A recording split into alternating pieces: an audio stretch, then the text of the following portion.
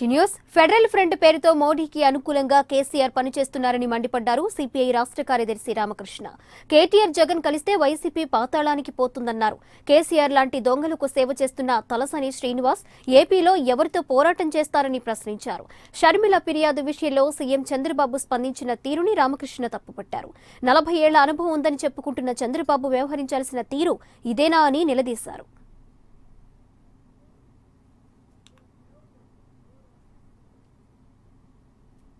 ఈరోజు హైదరాబాద్లో TRS YSR Congress party సమావేశం కూడా జరుగుతూ ఉందని వచ్చింది.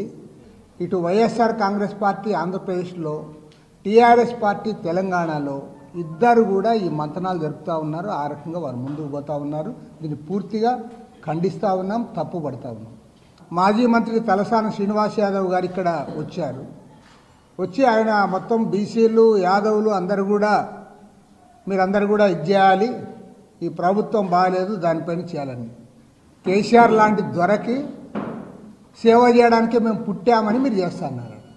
జగన్మోహన్ రెడ్డి గారు, కేసీఆర్ గారు ఇద్దరు కూడా నరేంద్ర మోడీ తరఫున పనిచేయడానికే ఇవాళ హైదరాబాద్లో కూడా వారు కలుసుకుంటా ఉన్నారు.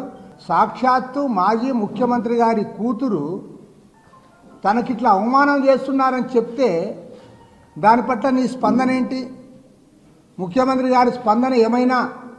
ఒక మహిళ ఆమె పాపము రోడ్డెక్కి పోలీసు అధికారుల దగ్గర పోయి నన్ను ఇట్లా కించపరుస్తున్నారు సోషల్ మీడియాలో అని ఆమె చెప్తే, మరో మాజీ ముఖ్యమంత్రి కూతురు, ప్రతిపక్ష నేత చెల్లెలు, అరే ఆమె సానుభూతి మాట్లాడు, నువ్వు మేము ఖండిస్తాము, మేము అది చేస్తాము, ఇది చేస్తామని మాట్లాడతావు.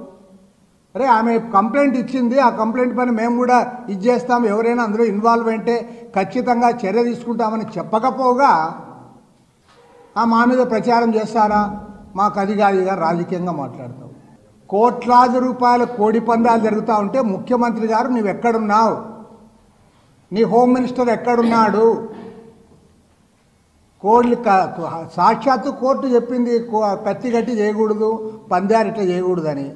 అసలు గతంలో ఏనాడు జరగనంతగా ఇవాళ 10 times ఎక్కువ జరుగుతుంది. బాహాటంగా మీ ఎమ్మెల్యేలు, మీ ప్రజాప్రతినిధులు, మీ పార్టీ వాళ్ళు కోడి పందాలు నిర్వహిస్తూ ఉన్నారు, జూదాలు నిర్వహిస్తూ ఉన్నారు. మరి ఇంతగా చట్టాన్ని అతిక్రమించి మీ ప్రభుత్వ నిర్ణయాన్ని ధిక్కరించి